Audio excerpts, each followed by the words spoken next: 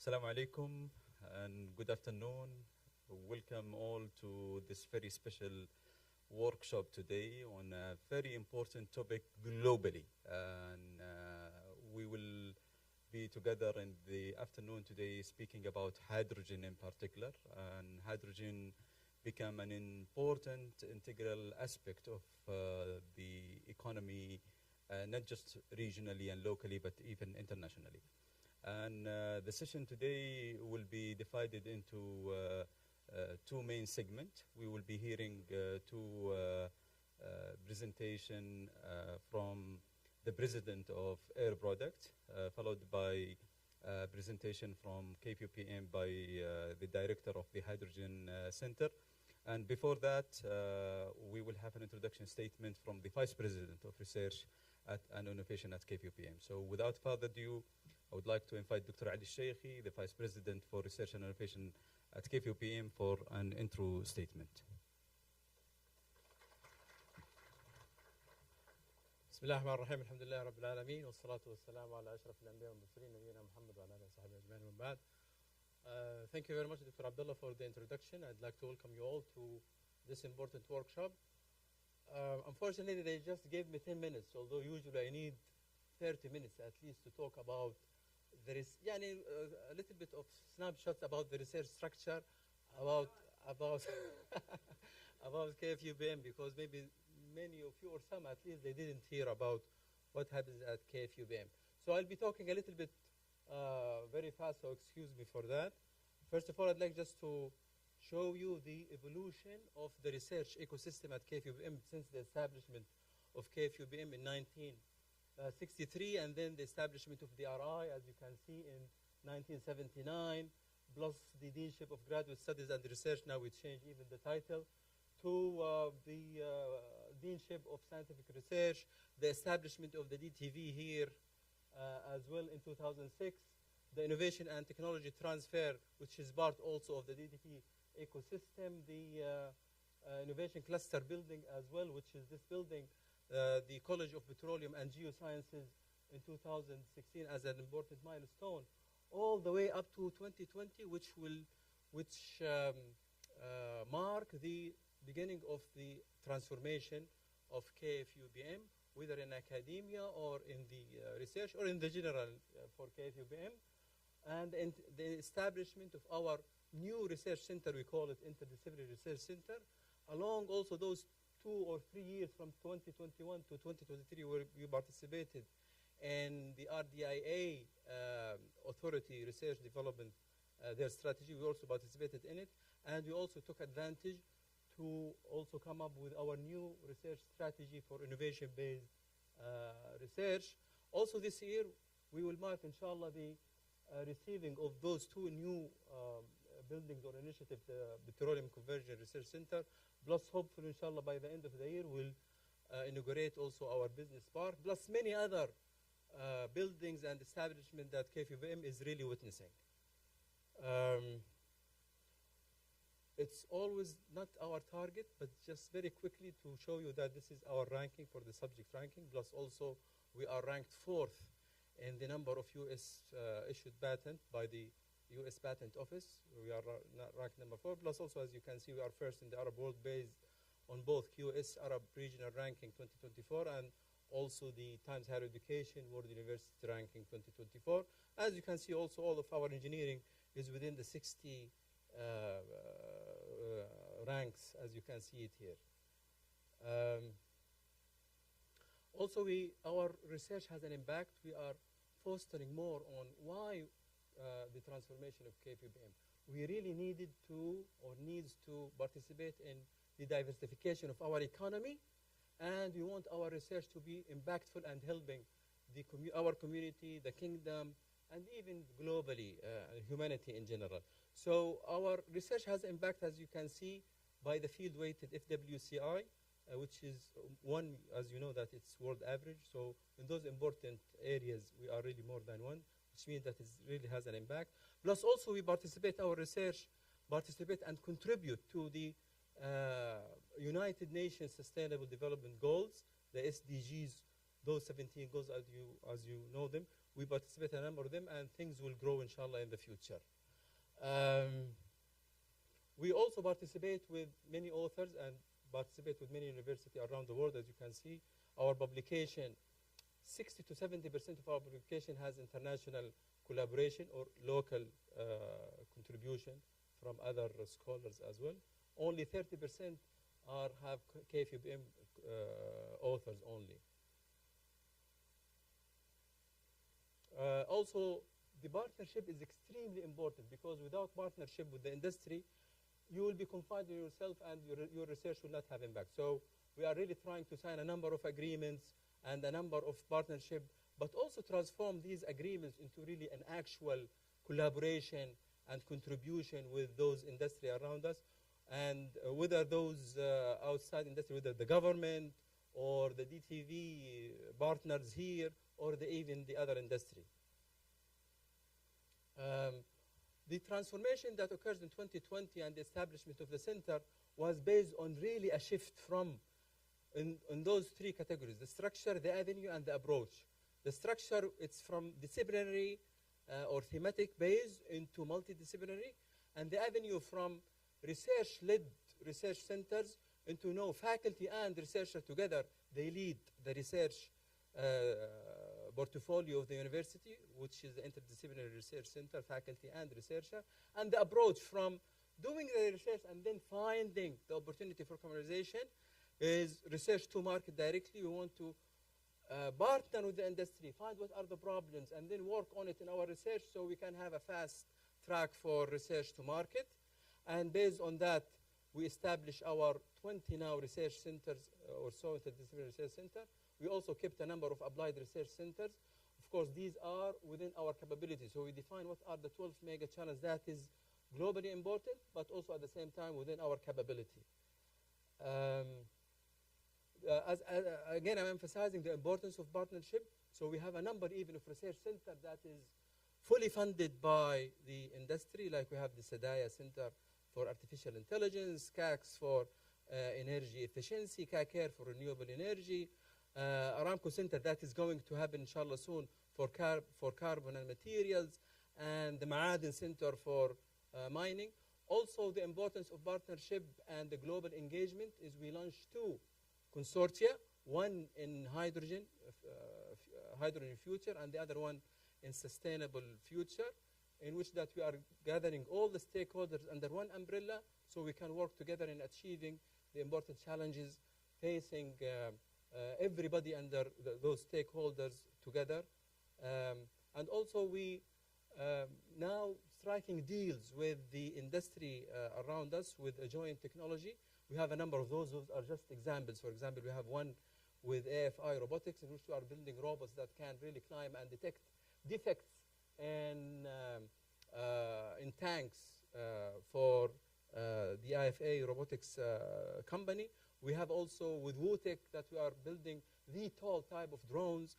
With Belspad, we are trying to equip the artificial heart with the automation of the artificial heart. Plus many others, and many others are coming in the way.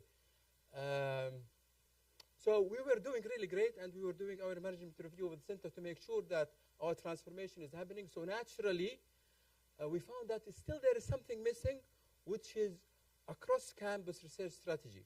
And it was triggered by 3 things. The first one is the leveraging of the RDIA strategy that we actually participated in it. Plus also we wanted to be a research-intensive university. And also from our management review, we found that we need really to articulate better what we are doing. So it's not a new thing that we are doing, is a better articulation, a natural growth of whatever we are doing, a natural evolution. This is just to comfort Dr. Mohammed Sagaf that we are not doing something totally out of the box, but actually it's a better shaping and putting it in a nice form. This will work as a lighthouses for all of us to work around them. So without going into the details what happens, but really was a lot of work done, but the priority is we wanted the things that is related to us, based also in the RDIA strategy as well. It should be, as I mentioned, outcome-based, economic, that has a value for the industry around us, for our economy.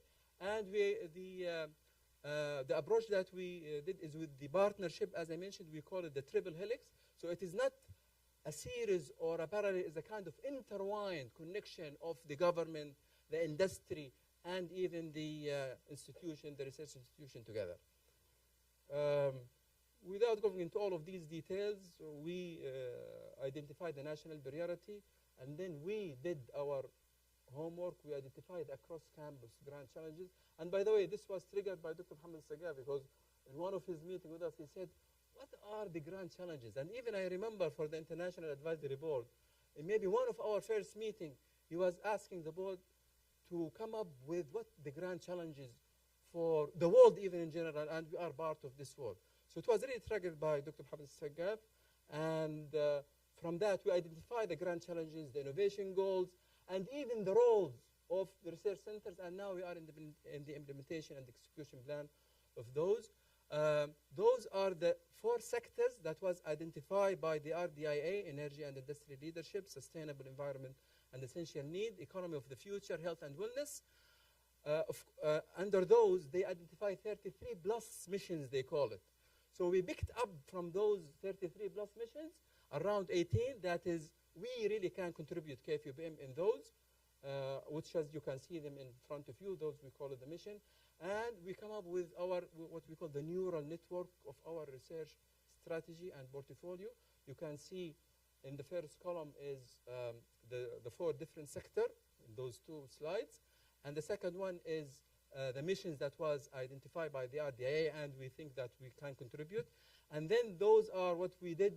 Those are KFUPM grand challenges. Not only that, but even the innovation goal, how we achieve those grand challenges. And you can see the centers that are contributing and trying to really contribute to those innovation goals. And you can see not only one center, but even across centers driven type of innovation goals and grand challenges.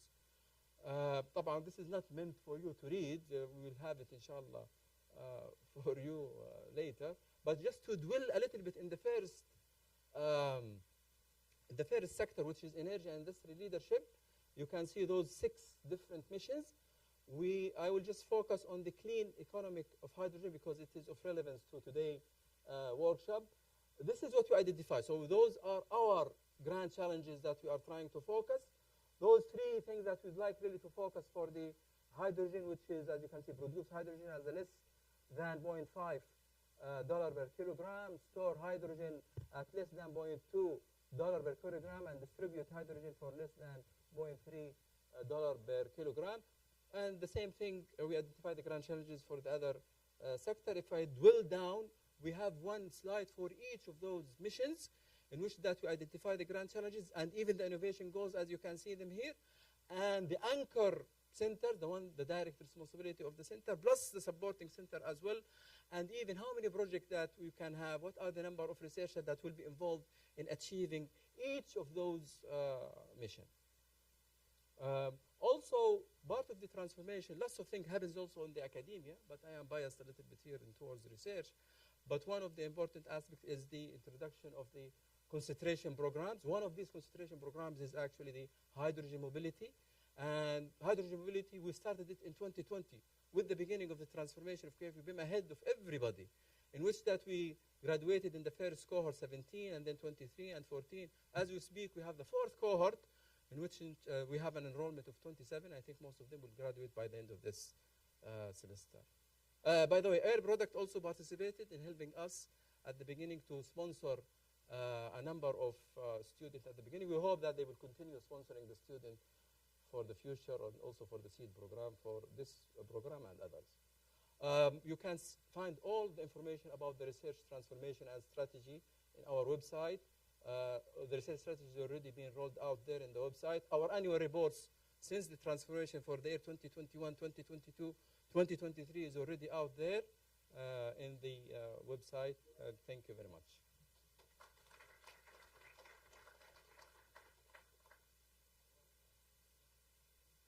Perfect, and thank you very much, Dr. Ali, for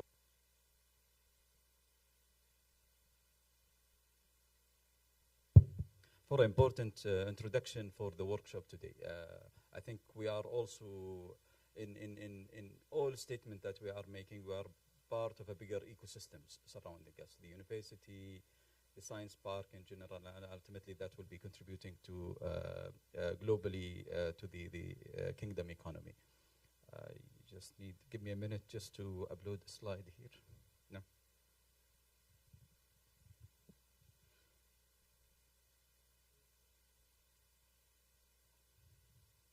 Good.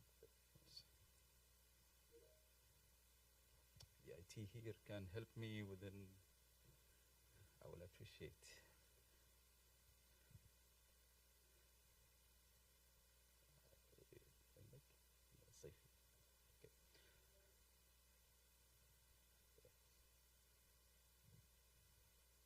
So the next presentation today is by Dr. Saifi Qasimi, and he is indeed a PhD holder, at least twice honorary PhD degree.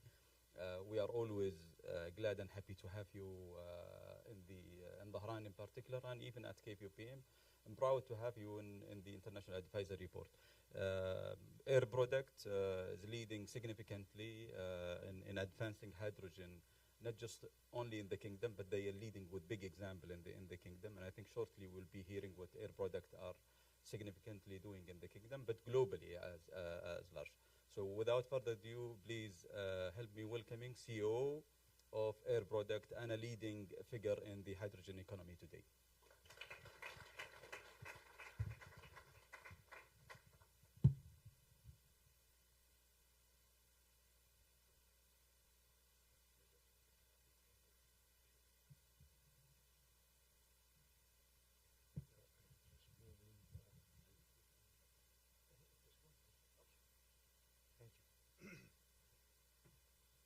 Good afternoon, everybody. I was suffering from the flu last week, so my voice might not be very clear. I apologize for that, but I'll do my best. I am obviously delighted and very honored to be here.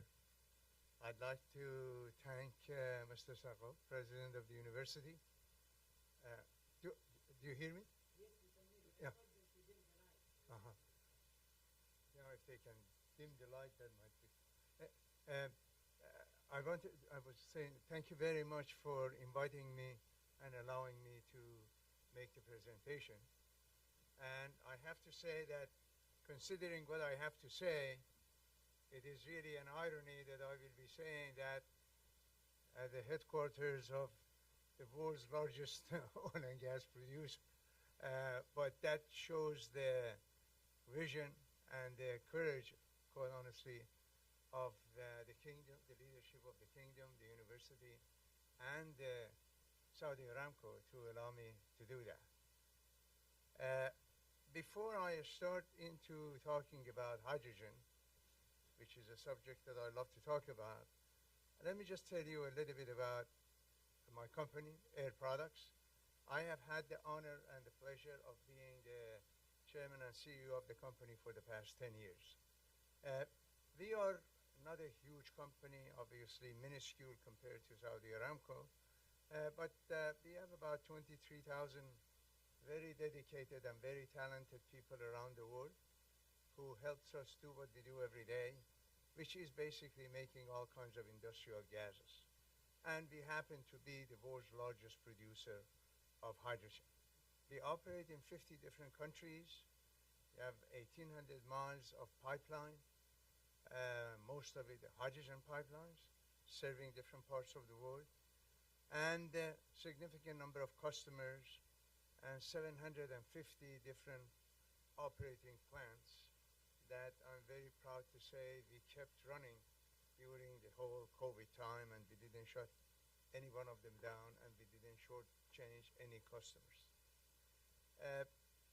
In terms of geographic distribution, we're about 45% North America, 3% South America, 26% Europe and Middle East, the significant part of it, Middle East, especially the kingdom, and then about 16% in China and 26% in total in Asia Pacific.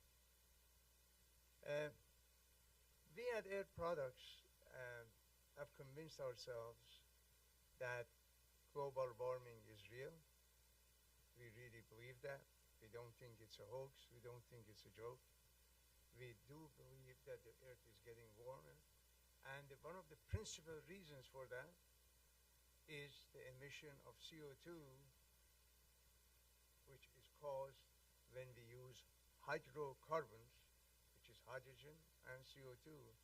We use the hydrocarbons, we use the hydrogen for energy, and the CO2 goes into the atmosphere. So if that is the case, what role can hydrogen play in doing something about global warming, if we decide to do something about it? One interesting statistic that most of the scientists here know already, but it's worthwhile to mention, is that almost 74% of the mass of the entire visible universe, including all galaxies and everything, is hydrogen. Hydrogen is by far the most abundant material in the world. About another 24% is helium. Happens to be the largest producer of helium also. And then everything else, all of the mountains and all of the sand and everything else that exists in the world is only another 2% of the mass of the universe. The reason I wanted to show that slide is to make a point that hydrogen has been and will always be the only source of energy that we have. So when people talk about the future, people talk about, energy transformation. There is no energy transformation. Hydrogen is hydrogen, and we will continue to use that. There is no other source of energy. It's just, how do we use hydrogen with emitting the least amount of CO2 into the air? And I'd like to kind of illustrate that with this slide. What are the sources of energy that we have? We have wood from the old times, coal, oil, and gas, the so-called hydrocarbons. What are they? They are hydrogen, which is bound by carbon. When we use any of these forms of energy, the thing that gives you energy is hydrogen. And then the rest of it is this carbon that mixes with oxygen and becomes CO2 and causes global warming. So all of these forms of the forms of energy, the hydrocarbons is really hydrogen. Hydrogen is the source of the energy. And then, what are the other sources of energy? Dams and hydroelectric, solar, wind, and nuclear. But when you think about it, they are all hydrogen too. Hydro is water, which is hydrogen and oxygen mixed together.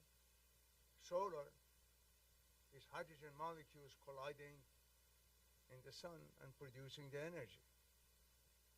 Wind is caused by water vapor, hydrogen and oxygen. And nuclear is, again, hydrogen molecules colliding. So the point that I'm making is that hydrogen is the energy. Now the issue is, what do we do in producing this hydrogen without producing a significant amount of CO2? So what do we do? One solution is that we continue using hydrocarbons as we have been, and then find a way, which we have the technologies, of capturing the CO2 and sequestering it permanently in the ground, which can be done. Not everywhere in the world, but it can be done. And then as a result, you produce what is called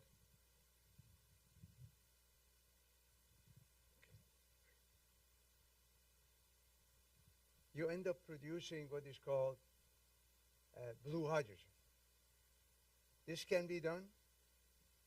There are some issues with it. I will address that. But that is one way of addressing the reducing the CO2 content when we are doing using hydrocarbons.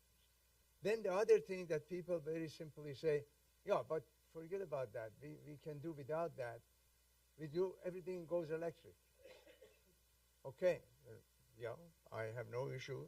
You can use hydro, solar, wind, and nuclear. But those sources of energy, the only thing they produce is electricity. That is what they produce. So now we can take the electricity and electrify a lot of things. But there are a lot of things that you cannot electrify with, that you cannot decarbonize with using electricity. And this slide, sure, you have plenty of clean electricity. That's great. We can probably meet half of our energy requirements with electricity by using it for lighting, cooking, heating, air conditioning,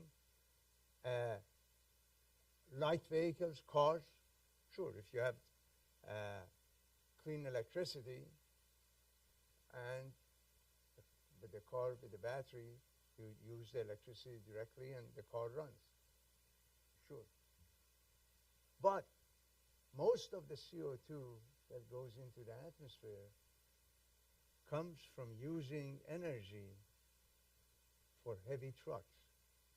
You cannot electrify very heavy trucks because the battery is not practical. You cannot electrify very heavy trains that move coal and iron ore around the world. You cannot electrify ships. You cannot electrify planes. And most important, you cannot electrify steel making, and you cannot electrify making chemicals. So this concept that we can electrify everything and the whole world will be in a great shape is not correct. For these applications that I just mentioned, you need hydrogen. That is what they use today. They use hydrocarbons and they use hydrogen. To make chemicals, you need hydrogen. To make a steel, you need hydrogen. And then, as I said, the ships and planes and all of that. So, therefore, we have to have two sources of hydrogen. One is the hydrogen that is produced by decarbonizing hydrocarbons. The other thing is, let's produce a lot of electricity, wind and sun and hydro or nuclear, but then that has to be used to break down water to produce hydrogen, which we call green hydrogen. And now you have the hydrogen molecule that can be used for decarbonizing all of these other sectors of the economy. So the options that you have, it's all about hydrogen. It's all about low carbon intensity hydrogen. The issue is, which one do you want to choose? Continue using hydrocarbons, or just produce a lot of electricity and just make green hydrogen? We believe that the world cannot afford to just do one of them. You need to do both of them for a long time. For a long time. Therefore, there will be plenty of use for hydrocarbons, but you just need to capture the CO2. And then some countries, I think it is very much advantageous for them to go to green right away. So, as I said, the only way to address global warming and save the planet is use clean electricity. I mentioned wind and solar, but hydro or nuclear, if that's what people want to do, and low carbon intensity hydrogen, which is blue and green. That's the solution for the long term. And I'd like to reiterate what I've been saying, that there is no other option. This is it. It is use of hydrogen. So, what are the issues with the two kinds of hydrogen that I was talking about? Blue hydrogen, sure, you significantly reduce the carbon intensity if you use, for example, autothermal reformer or the partial oxidation unit and put the hydrocarbon through that, and you can capture up to about 90–95% of the CO2. It is possible. But then what do you do with the CO2? You can sequester it, but you need to have a place in the ground, deep in the ground, that can absorb the CO2. You can't just drill a hole in the ground and say, I'm going to put the CO2 in there. Therefore, the locations where you can make blue hydrogen is going to be limited. Number one, you need to have the hydrocarbons, and there are countries that they don't have the hydrocarbons. So a country like Japan, say like Korea, they don't have the hydrocarbons, so they can't make blue hydrogen anyway. Secondly, even if they have the hydrocarbons, there is no place to sequester it because their geography doesn't lend itself to that. So one has to be very much aware that just like today, when there are countries that produce the energy and countries that use the energy, it will be the same in the future. And in a decarbonized world, there will be people who can produce clean energy, and there will be countries who have to import that. That would not change. So nature is going to favor some countries and not some other countries, the same way that it is today. But so with the blue hydrogen, there's two issues, obviously the sequestration, and then obviously the transportation. I'll get into that. And then the other thing is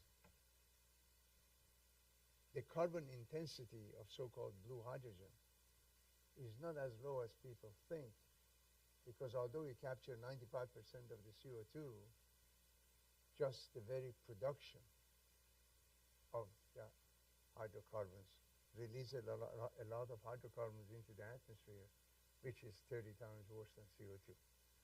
So option two, we talked about green hydrogen. But what is the issue with green hydrogen? Number one, you have to have, obviously, wind and sun or hydro or nuclear to produce it, and not every country has. And even Japan, for example, who were thinking that they will have nuclear power plants to solve their problem, they cannot have nuclear power plants because of the earthquakes. And that applies to a lot of different places.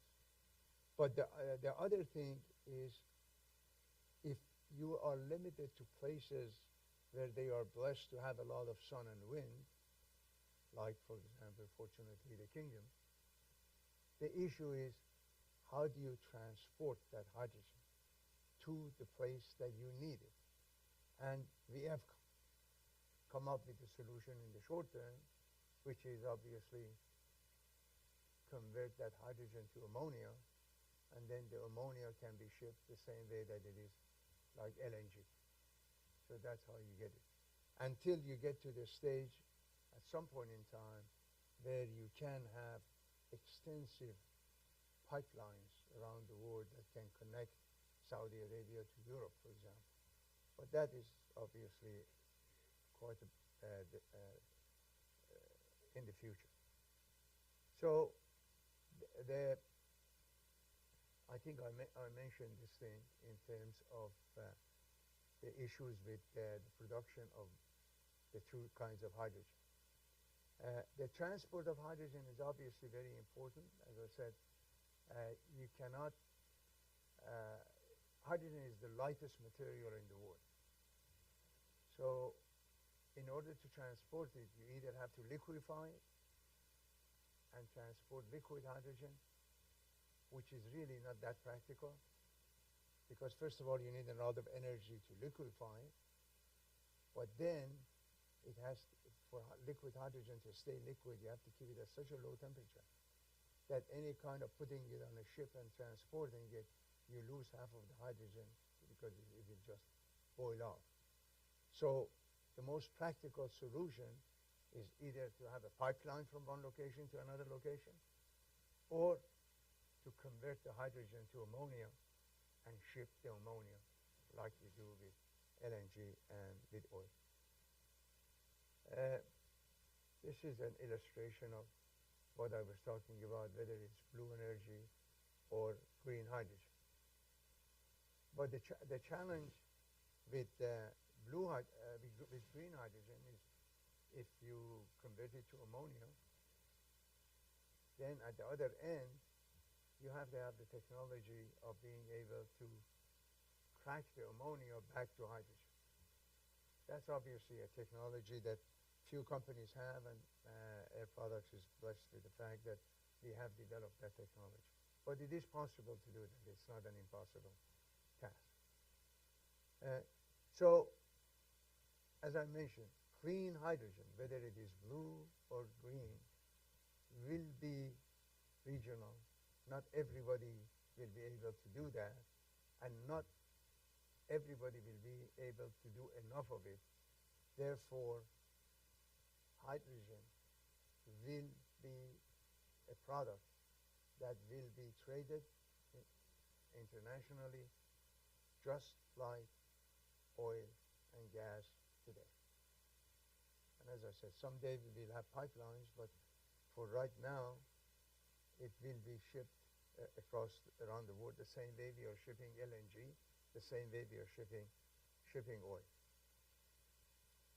But I wanted to address one other thing, because there is a lot of controversy about, well, we don't really need green hydrogen, it's too expensive, you have to crack water, that makes it very expensive, we just go with blue. Capture 95%, it's good enough. But even if you are in a place where you can capture the CO2, and even if you are in a place where you can sequester it, but then the carbon intensity, when the people calculate that, they are not just going to calculate it on the plant that they have built, that well, you captured 95% of the CO2. They are going to go from well to use, end to end. That means that they are going to include the carbon that you release and the other gases that you release that contribute to global warming, including the production of the hydrocarbon itself. So in that case, as I show you in this chart, when you talk about blue hydrogen or blue ammonia, the carbon intensity is not zero like green. And it is not 0.5%. It's actually, you still will be producing a lot of gases that are not good for global warming. That is why I think eventually everybody will probably end up using green hydrogen. But in the short term, I'm sure that some people will say, well, we didn't get to zero, 50% is good enough. But that will be the choice of people, and it will very much be determined by the eventual carbon tax, because there is going to be a value. Somebody at some point in time will put a value on the product that you make based on the carbon intensity. So if you put a price of $100 a ton on CO2, or 200, or 300, or the real value, it should be around 500, then you get a different answer about which one is better to use. But that is why at Air Products, we have decided that we are not going to make that determination, and we are going to produce both. Wherever we can, we produce green. We encourage the use of green. But then at the same time, where we can, and there is hydrocarbons and there is the possibility of sequestration, we will also make blue hydrogen. So what are we doing about this? I mean, if we keep talking about it, that this is a good thing, somebody has to do something about it. And the somebody, quite honestly, is not going to be the politicians who go around and talk about it. It has to be real companies doing something about it. If people like Air Products or Aramco or the other energy companies don't do anything about it, nothing is going to happen. So what we are doing, we are a little bit ahead of the curve. We are building plants that people say, where are you going to sell it? And we say, well, we don't know yet, which causes a lot of issues with our investors. But we are taking the risk, and we want to be the leader in this area. So, as I said, we are focused on both blue and green. And the flagship project that we are doing is in the kingdom. And it is the project that we call NEOM Green Hydrogen Company. It is in the NEOM area in the northwestern Saudi Arabia, near the Gulf of Aqaba. And the reason that we are there is fundamentally we did a study around the world about where is the best place that you can find a combination of wind and sun. Because having just solar energy is not enough, because then what do you do in the night? You can't produce anything. And you can't just turn the electrolyzer on during the day and turn it off during the night. So you have to be a place where you have a source of energy, not only during the day, but also during the night, which means you have to have wind. And after studying literally all over the board, we found out that the best place is northern Saudi Arabia, where obviously the desert gets very hot during the day, and in the night, because of the topography that you have at the Gulf of Aqaba, you can get a lot of wind. So that is why we are there, and we are very fortunate that at the same time that we wanted to do this thing, the government of Saudi Arabia decided to embark on the NEOM project of building the new city and all of that, a clean city. So it kind of meshed together, and we are very grateful that we were allowed to implement our project there. And we are very happy that we do have partners on that. One of our partners is the government of Saudi Arabia. It's basically a specifically private investment fund through the city of NEOM.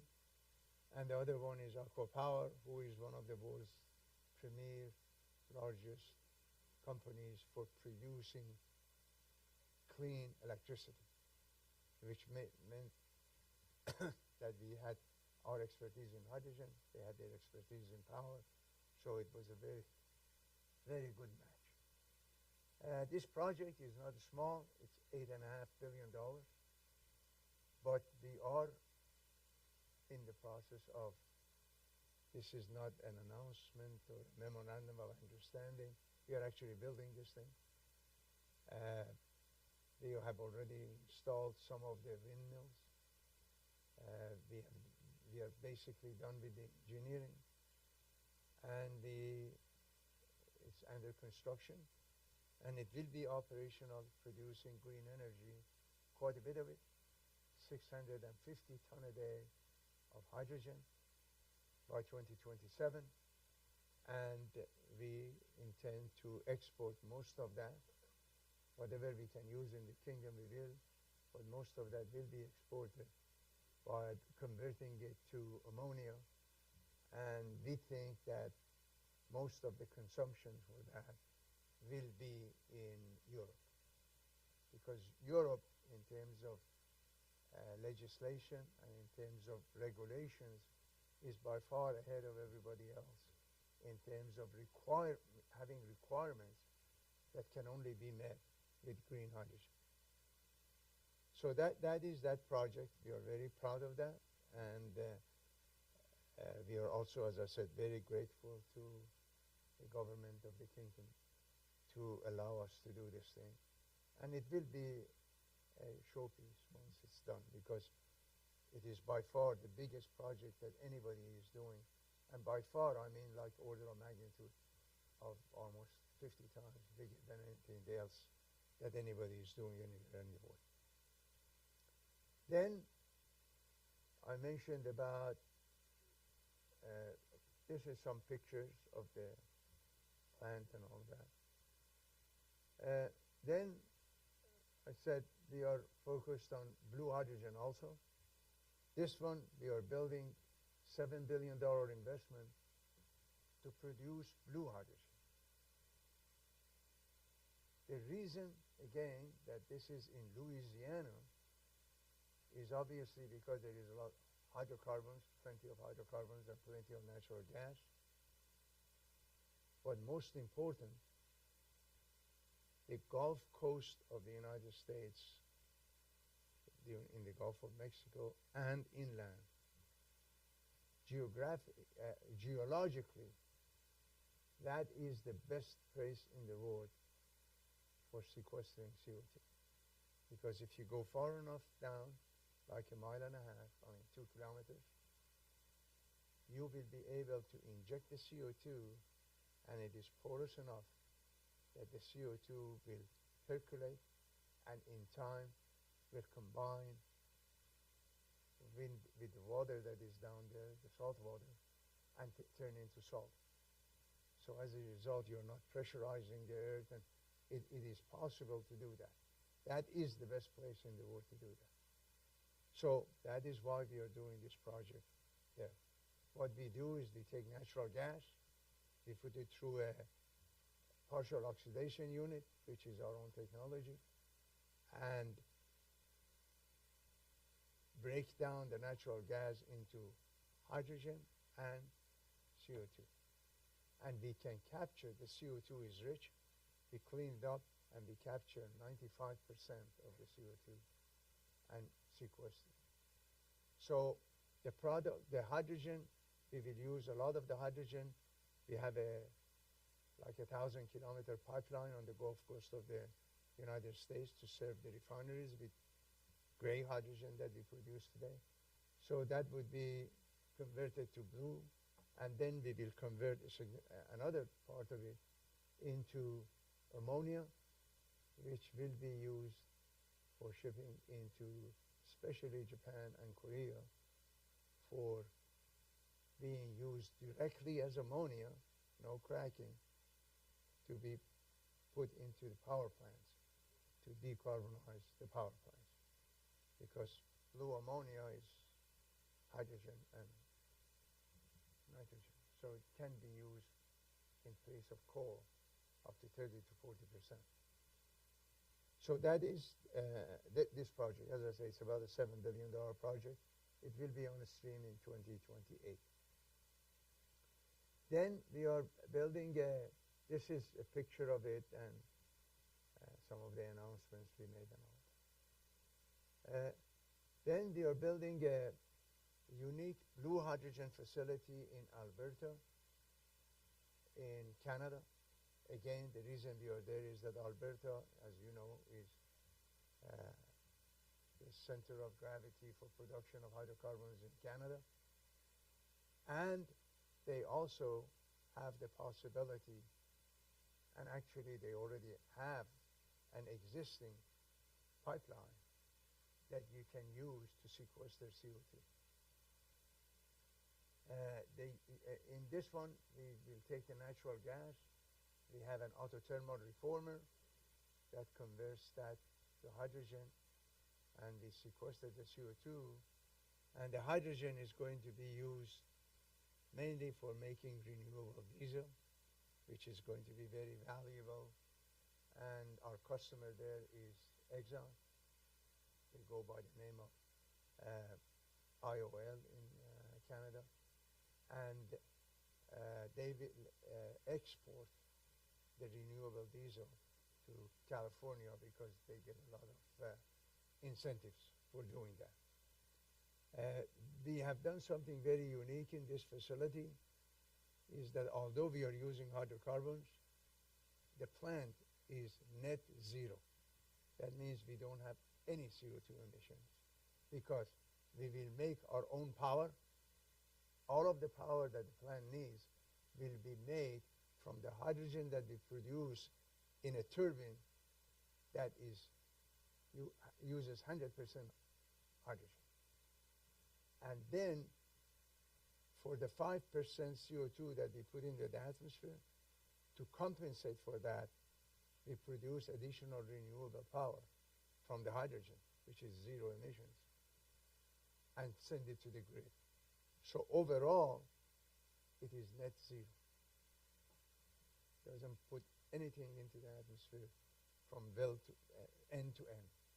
That is why we were able to get a significant contribution from the government of Canada, and they gave us a grant, an outright grant, not a loan, a grant of close to 500 million Canadian dollars to build that facility. That facility is about $1.5 billion. And it's going to come on stream somewhere at the end of 2025, actually. And that's some of the pictures, and it's under construction. So at the end of the day, we have a lot of other smaller projects. I didn't want to take too much of your time to go through those. But fundamentally, if we are serious about global warming, clean hydrogen and clean electricity are the future sources of energy. We think about half of the energy requirements will be met with clean electricity, and then the other half will be using clean electricity to make hydrogen, or using hydrocarbons to make blue hydrogen. But in order for this to happen, we do need the support of the government. We do need the support of the rest of the industry in order to make it happen at a real large scale. And obviously, we at Air Products are absolutely, totally committed to this. And we have basically, would not be an exaggeration to say that we have bet our company on this. So with that, once again, thank you very much for giving me the opportunity. And obviously, I will be delighted later on to answer any questions. Either. Thank you. Thank you very much.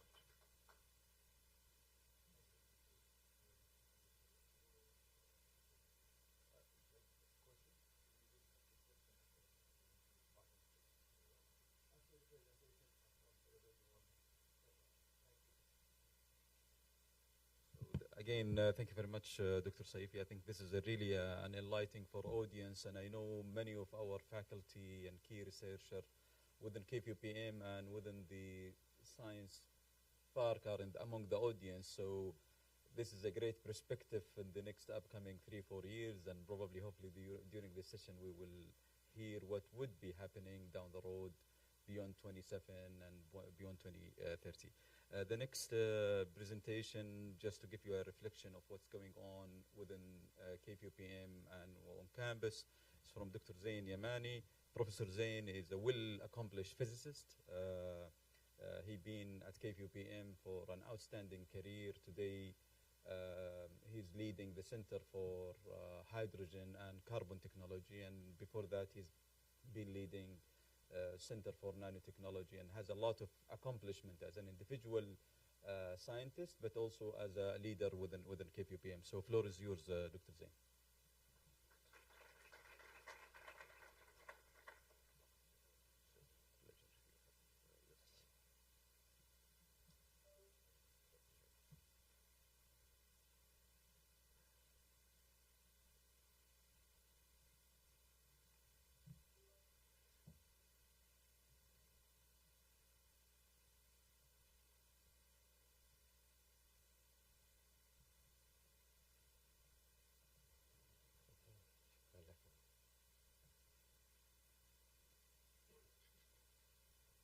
السلام عليكم ورحمة الله وبركاته. بسم الله الرحمن الرحيم. الحمد لله رب العالمين وصلى الله وسلم على النبي الأمين محمد وعلى آله وصحبه أجمعين. It's my pleasure to be able to present in front of our president, the respected International Advisory Board, and as well as many colleagues and friends here in the audience. I'm happy that Saifi has saved me the trouble of trying to prove that this is a very important topic. He's taking care of that. My job is a little bit different. I'm trying to emphasize that we're trying to brand this area, the Dahran Techno Valley area, which includes not only the science park that we are in now, but also the neighboring area, as well as an extended area as well, as being kind of what Louisiana is for net zero blue hydrogen, in a sense. So my talk is going to be about the Dahran Techno Valley, a global hydrogen transition research and demonstration hub, and I'll be using R&D for research and demonstration instead of for research and development. So there is, in fact, a shift towards hydrogen for as a replacement for hydrocarbon, and it could come from water, as was presented earlier, and it can also come from hydrocarbons.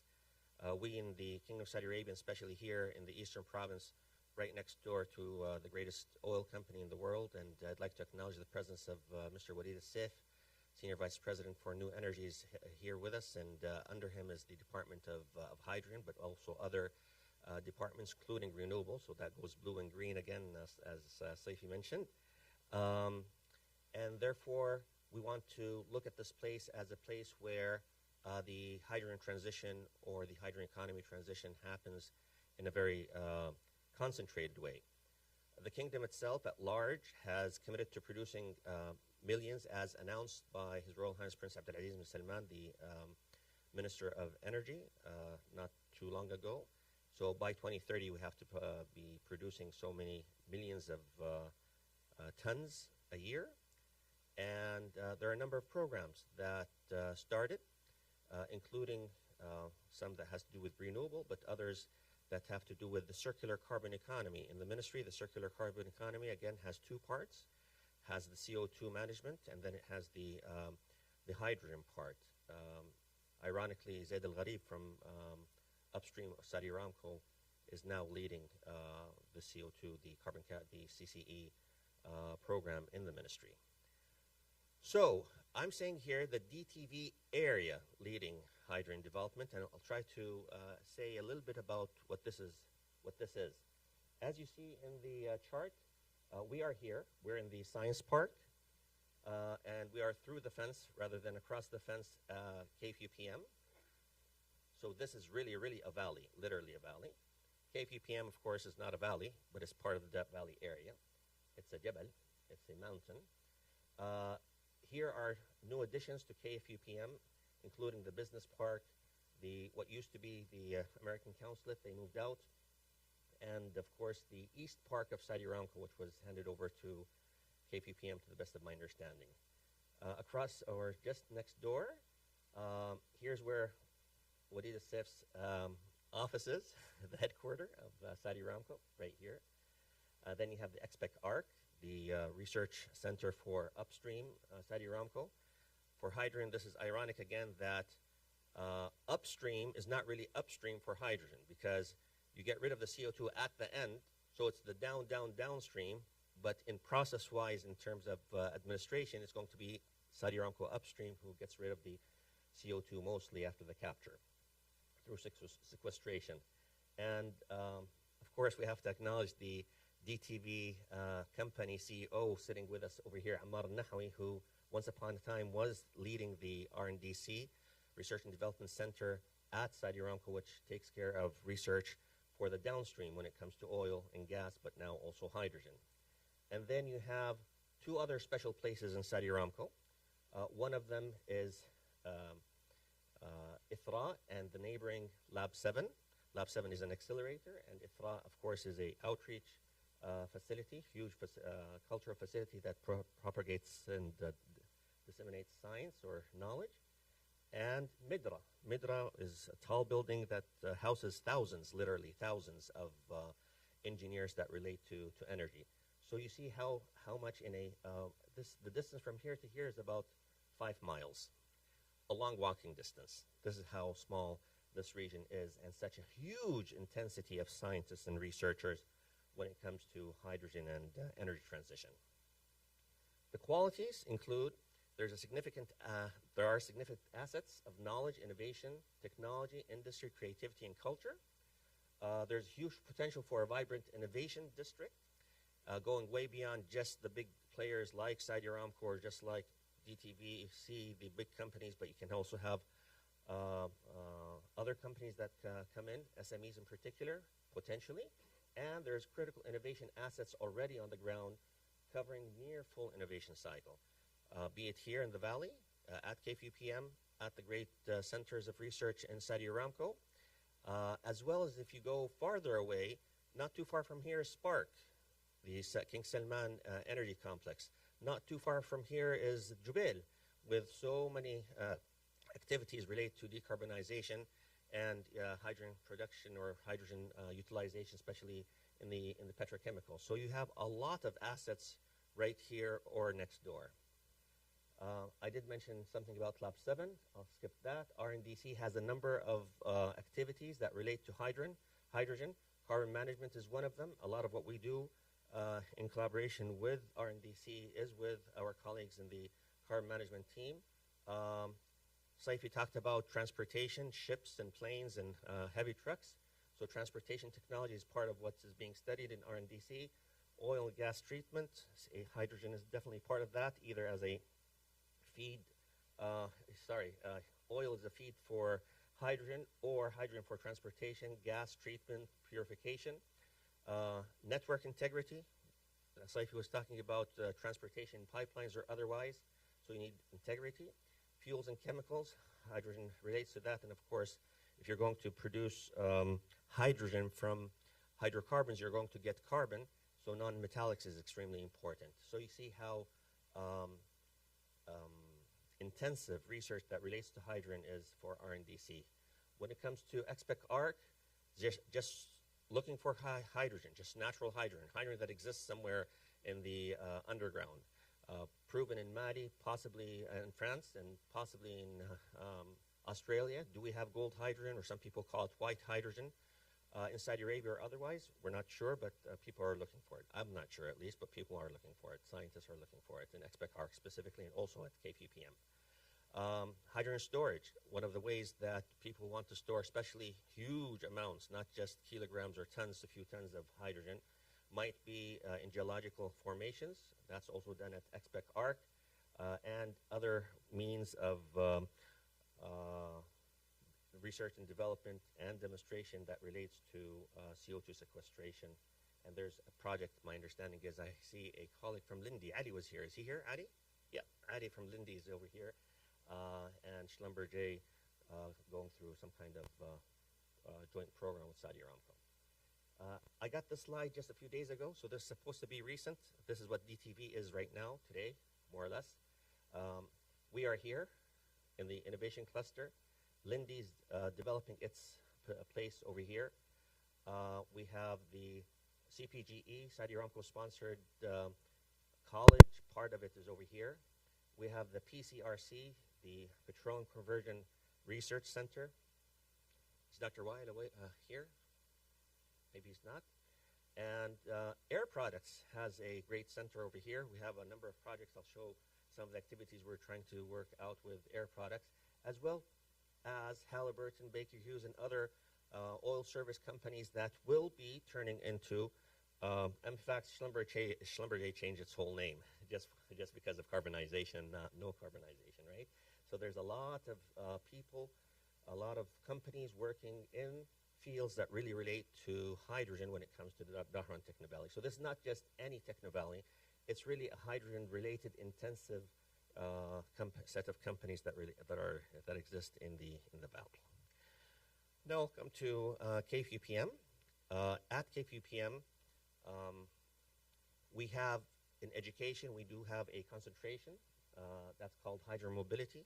I think Dr. Adi alluded to that, so I'll skip that part, but there are numerous courses in different departments in an interdisciplinary way that talk about specific items that relate to the hydrogen mobility. There's a discussion now about an MX for a professional masters that relate to the hydrogen economy in discussion at low level going on right now.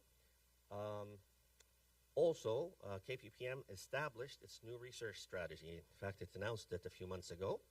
And in it, there's a focus on creating strong research base for solving critical scientific problems, as Dr. Sagaf always insists that we do, rather than just publishing papers that nobody benefits from. And for that, there are a number of interdisciplinary research centers that were that started in 2021 and beyond. Hydrogen. Yes, there is a center for hydrogen. I happen to be the director of that center for hydrogen technology and carbon management.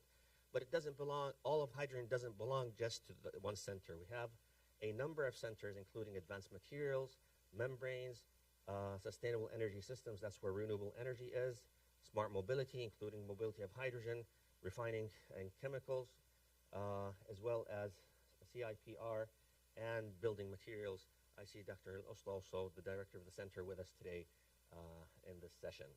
So there are lots of activities going on related to hydrogen within KFUPM campus. In particular, if you read the strategy, the first mission in the strategy is about hydrogen, believe it or not, ironically again. And it's to reduce clean hydrogen to below $1 per kilogram by 2030. You can say this is impossible. You can say it's a dream. For us, it's something we want to achieve. If we don't achieve it, we come close. That's good enough, maybe. But this is what we need to think about. And anything that does not serve this mission does not really fit that much to our strategy when it comes to clean economic hydrogen. And there are 10 innovation goals. You can see on the right that there are different centers that champion, they're the anchor, we call them the anchor centers for the different innovation goals. And these innovation goals are not only about production, some of them are about production, some of them are about storage and transportation. And in another mission, there comes clean combustion to reduce the emissions, the CO2 emissions. At KFUPM, we have strong groups when it comes to hydrogen-rich combustion. I know we have Dr. Tony Chad, president of KAUST, here with us. We were friends with a number of teams over there, Jorge Gaskin and Bassam Diali and others.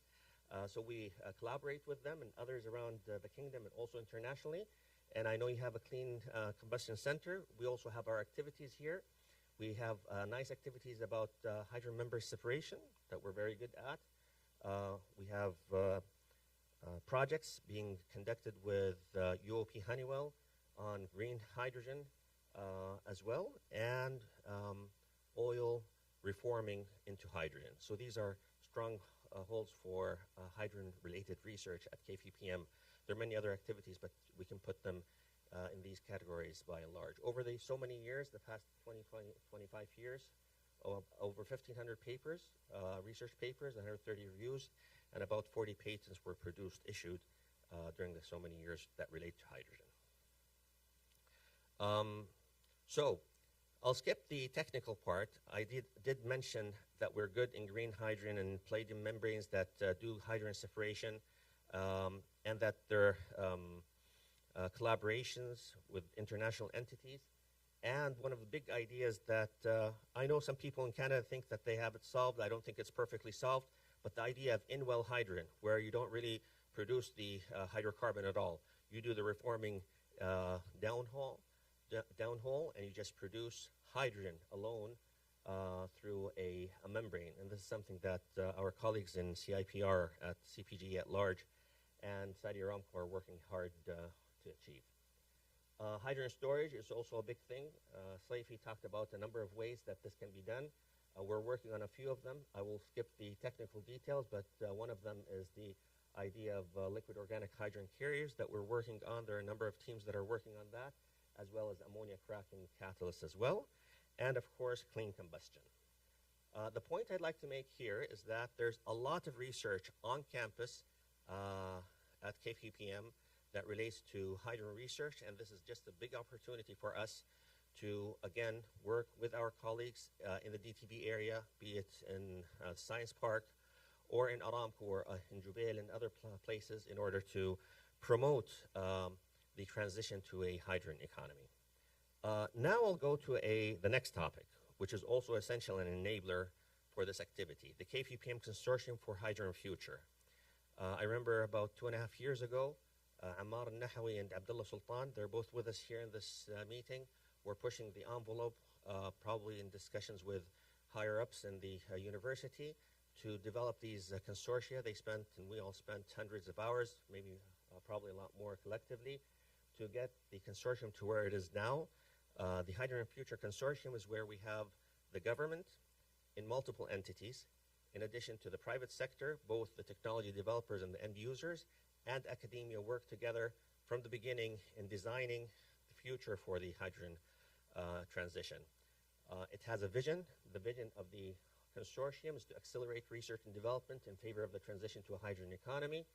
And it has a mission, and the mission is to, through collaborative, carefully coordinated research and development, the consortium will integrate efforts and resources to create innovative solutions and technologies that address critical challenges in the production, transport, and use of hydrogen, along with key associated carbon management topics. And the reason we say key associated carbon management topics is because this is not really about CO2.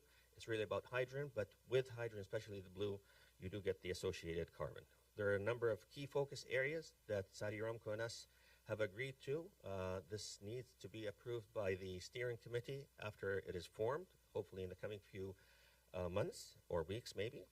And there are a number of governmental entities who've showed their commitment towards the consortium. RDIA, the Saudi Research Development Innovation Agency, is one of them. The Ministry of Energy, of course, KIKX, King Abdulaziz City for Science and Technology, and KCARE. KCARE stands for King Abdullah City for Atomic and Renewable Energy, but the new mandate given to them by His Royal Highness Prince Abdulaziz is that they're not really about renewable energy alone, nor even about atomic alone.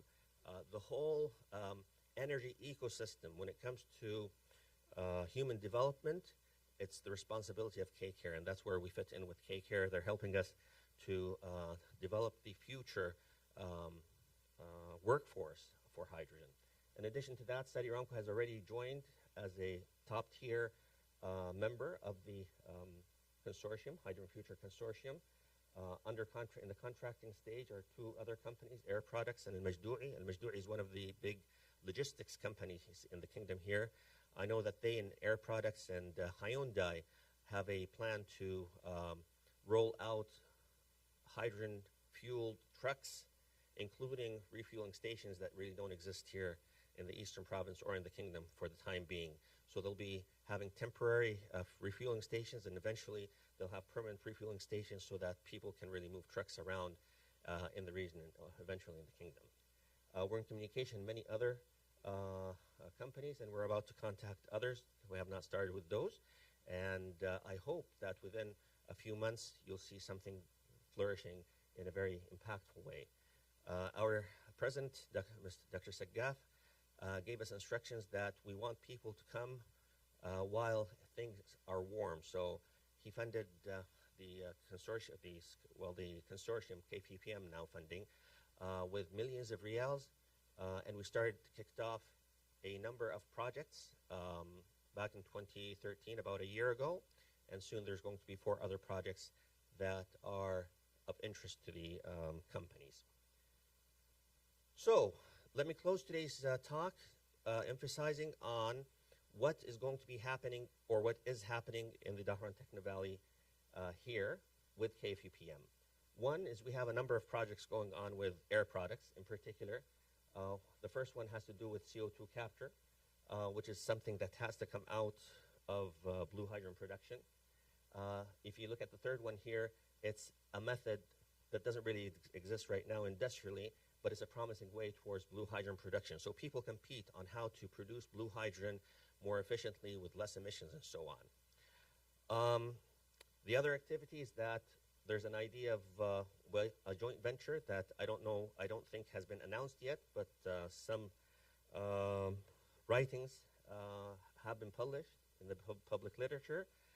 They might be coming here as a joint venture with with other local companies and produce manufacturing hydrogen separation membranes. So this would be a big thing at the Dahran Techno Valley. PCRC is the Petroleum Conversion Research Center. Yes, originally and mostly it's about petroleum conversion, but hydrogen does exist in the petroleum, so hydrogen is going to be part of what the PCRC is going to be doing here in the valley. We've been discussing with an external collaborator the possibility of pilot scaling a 10 megawatt blue hydrogen pilot plant. Just to keep perspective, as a rule of thumb, a 1 megawatt reactor gives you about 500 kilograms a day. About. So a 10 megawatt reactor, this is really big. What scares me is if we do produce the hydrogen, what do we do with it? And then what do we do with CO2 as well? But this will really take us away from the micromole per minute lab scale work that we do in our own labs in the research centers into something that is very impactful. And lastly, the Human Development Program, where we're trying to develop with KCare now, just a draft is being prepared, a HydroSpark grant. We want KCare to support us to develop programs in job training, scholars recruitment, as they did with, I see Center Director for Industrial and Nuclear Energy Center with us, as they did with that center. Also, the next generation of people are going to be our students. Our teachers are not trained enough, so we're going to have teachers' workshops for that, inshallah ta'ala, supported by KCare possibly, and advanced short courses, as well as potentially a professional master's. This is just in discussion. Nothing here on this slide is yet official, but these are things that colleagues in this room and outside are preparing to submit to the upper administration. This will not be done in vacuum. We've already been in discussion with your team, Waleed, with people in Abdullah Hashim Gas and other companies to make sure that whatever workforce we prepare is something that is not just an academic exercise, but is really that really feeds the needs of the future of hydrogen in the kingdom. So the three messages that I want you to go home with is the Dahran Techno Valley area is special in that within a 3-mile radius, so it's 6 kilometers, 6 miles in distance, there are literally thousands of scientists and engineers who focus on energy transition, not to mention the extended area of Spark and Jubail. KFUPM and affiliate organizations are branding this area as a global hub for research and demonstration of the world's future clean fuel, meaning hydrogen, and different stakeholders contribute to this R&D theme and are joined at the hips through the KFUPM-led Hydrogen Future Consortium. Thank you very much.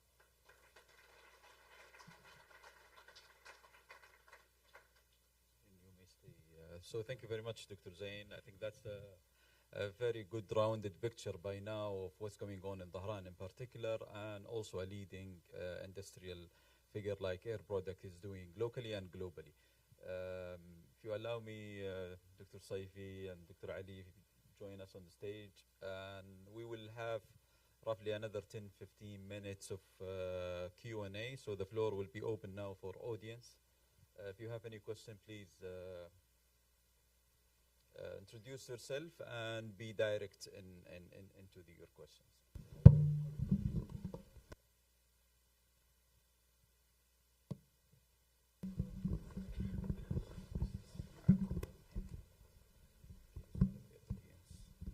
Any question? Let's start from here. Yeah, I have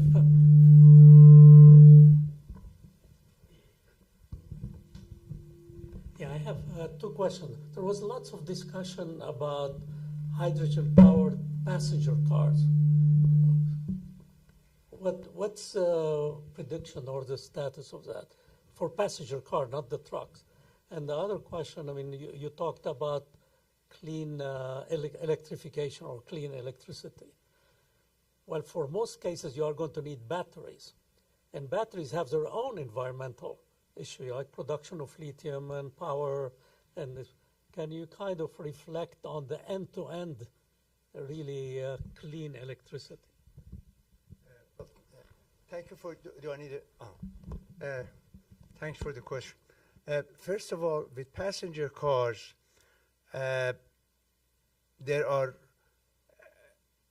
I didn't want to get into that controversy, quite honestly, because obviously the easiest thing is that if you have clean electricity, put it in the car. You don't need to take the electricity, make hydrogen, and then put the hydrogen in the car. But what we are finding out right now is that we as Air Products are building something like 150 stations in California for fueling not only trucks, but passenger cars. And the reason for that is that if you have a home and a garage, you have an electric car that's convenient, you go in there. But when people are living in these gigantic apartment buildings, that becomes a different story in terms of how do you charge the car. But then, most important, there is the question of the capacity of the grid. I mean, the grid is going to have a certain amount of capacity. So, and you have a transformer in your neighborhood. If everybody goes and wants to charge, so people are coming to the conclusion, which is obviously good news for us, that not all, even passenger cars, are going to be electric car. A lot of them will be hydrogen, which will address, to some extent, the issue of the gigantic batteries and so on. The question that you asked about the batteries is that if you build a plant like what we are building in NEOM, where we have the wind farm and the solar field, and we are producing 4,000 megawatts of power, and our the electrolyzers are only 2,200 megawatts. There is no need for a huge battery because we have a small battery to deal with the transient nature of the thing, but you don't need huge storage thing. So the trend at the end of the day will be, and this is why in the US right now there is a big debate, as I'm sure you're aware, about the IRA and what is the definition of green hydrogen to get the $3.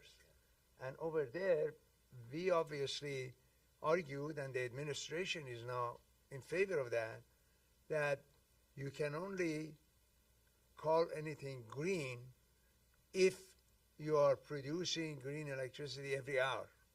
That means you can't, during the day, have a lot of solar thing and then store it and then use it in the night. You have to produce it every hour. So those are the two explanations. Okay? Yes. Thank you. Any other question from the audience? Tony? Hi, thank you both. Fascinating talk. You mentioned NEOM and you mentioned KAUST. Obviously, there are people at KAUST working on related. You mentioned the names even, and of course we are also working together with NEOM. So this hub and thing, do you have plan to extend it to have partners? I mean, you know the people already. So what's the plan? You want to answer that? Okay. Well, my understanding from Dr. Abdullah Sultan is that there's a gentleman's understanding between our two universities, KFUPM and KAUST, is that when you lead, as you do on Fleet, for example, a consortium, we're in, and that when we lead, you're in. So, absolutely. Yeah. Thank you. You answered the common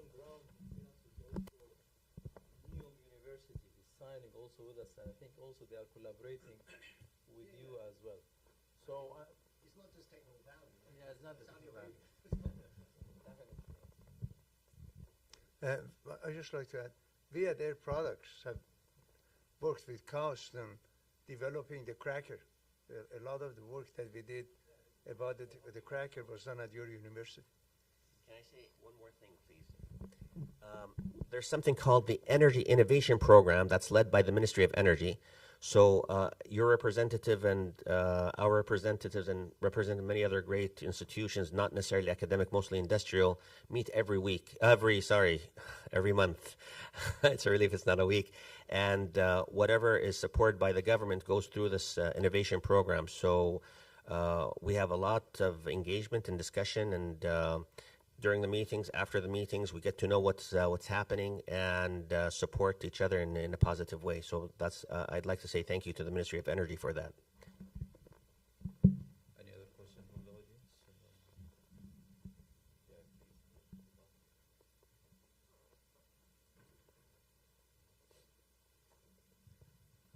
Thank you very much. Very enlightening discussion, and really enjoyed it. Again, the challenge with hydrogen, and this is the future energy, as you mentioned, Dr. Savi. But along with your talk, or maybe Dr. Ali, or maybe Dr. Zain mentioned it, there is a concern of having too much hydrogen. What to do with it? Can you clarify or explain why this is really a concern? If this is something that we are targeting to use as a way for future.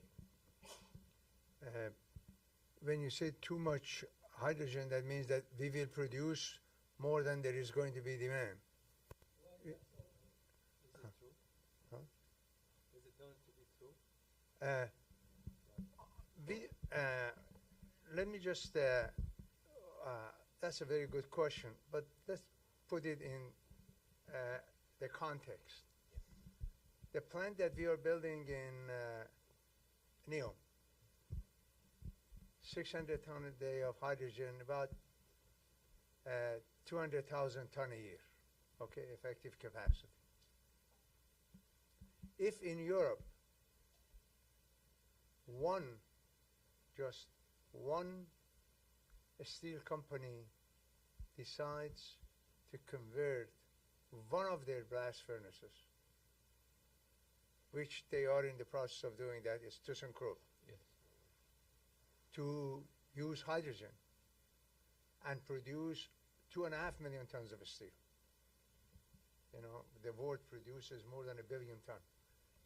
2.5 million tons of steel will require 150,000 tons, 75% of NEOM. That means if one refinery,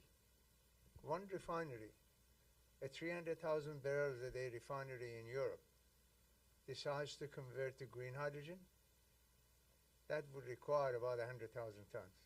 And you know how many refineries there are. The dimensions is gigantic. Even if you go with trucks, a heavy truck will use approximately 50 to 60 kilograms a day. So to sell out all of NEOM, we need only 15,000 trucks around the world to convert to hydrogen. So, as most of the people in this room know, the size of the energy sector is so huge that what we are building is just minuscule.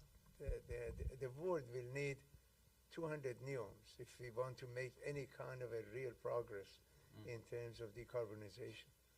So the sector is gigantic. I mean, as you know, the energy industry is an $8 trillion industry. So we don't have any concerns that we will not be able to sell the product. And do you think from an infrastructure and from technology we are there Well, in terms of the technology, this is obviously has been a good excuse for people to say we shouldn't do anything. Yes, we do have the technology. Great. We are building NEOM, we are building Louisiana. The technology, the wind, the sun, and the generation of electricity is very well known. Yeah. There's the hydrogen, both blue and green, the technology exists, and the rest of it in terms of transportation. So the technology is there. It is the issue is the push that is needed in order to make sure that people convert. Yeah. Because, you see, right now, some countries have decided to go, they have come to the conclusion that just incentives is not going to work. Because you tell people, okay, I'm going to incentivize you to use green hydrogen. Well, I say, well, yeah, great, but I'm comfortable using what I'm doing. Yeah. So some countries have gone into carbon tax. The state of California is putting a carbon tax. So that is a stick. That means that, look, if you don't convert, you have to pay the tax. So in that case, people have to convert. In the U.S., nobody has the courage to put a carbon tax other than California. Yeah. So they came up with the IRA, which is, it's an incentive. We'll give $3 to the producer to produce green energy. We don't say no to that. That's great. Please, we'll do that. But the most important thing is that we need to incentivize the users to use it. So it's much better to do that. Yeah, but I think I really believe that in time that it will be a global carbon tax, which would then level the playing field and will make significant progress toward real decarbonization. Any other final question? Thank you very much. Very nice presentation. I really appreciate very comprehensive, identified challenges and very comprehensive strategy and plan. After a long time, we always have plan in KFUPM, but this is most comprehensive I can say in my 11 years presence at KFUPM. My question is to deliver that, human resources is one of the most important factor. So do we have comprehensive plan for the areas, sub-areas, how we're going to recruit those peoples, how we're going to retain those peoples, what certainty level we are going to provide to work in KFUPM? I think this is to Ali. Are you talking about the strategies again? The research strategy presented by the VP, Dr. Ali, so this is what you can elaborate also on top of the human capital. I think the university significantly went through a massive exercise in the past 2 years to develop, a great strategy. Can you elaborate on the engagement at all levels within the university, outside the university, coordination with all the government stakeholders, as well addressing how we will be delivering on the plan? Yeah. Well, we are proud that this strategy didn't come really from the top management. We were just facilitator. Most of the work, if not all of it, came from down up. We were just trying to direct, facilitate, and give directions to the faculty, the researcher, the involvement of all the administration, chairman, deans, everybody was there. So we are proud that it's a university overall research strategy. Also the involvement of all the external entity related to the research strategy that we have, because as I mentioned, it's extremely important that you be engaged with the industry and to be a partner. Otherwise, we will not be able to achieve whatever we want to achieve and to have an impact, as I mentioned. So everybody, RDIA, Ministry of Energy, Aramco, SABIC, even NEOM and KAUST, with the other industry, many others. Even in the globally with the US, with other places as well, we are collaborating in partnership through many different avenues, whether project-based or through the consortium or other means. Definitely the strategy, this is, by the way, we are now starting the execution, and part of the execution plan is for each of the champion, because there is for each mission, there is a champion center that is responsible for making sure that All the centers are working in the right directions. The project are all related to each other, is not fragmented. And part of the roles of the champion is to identify the needs. What do we need? The infrastructure, the equipment, the human resources I mentioned, the staff, the engineers, all of that. And the university really put a lot of effort because we really believe that without the right personnel, faculty member, engineers, we will not be able to do anything. So we are really recruiting hard in all those disciplines. Even, by the way, the student as well, the graduate student, we are really putting a lot of effort to attract more and better quality graduate students, especially PhD.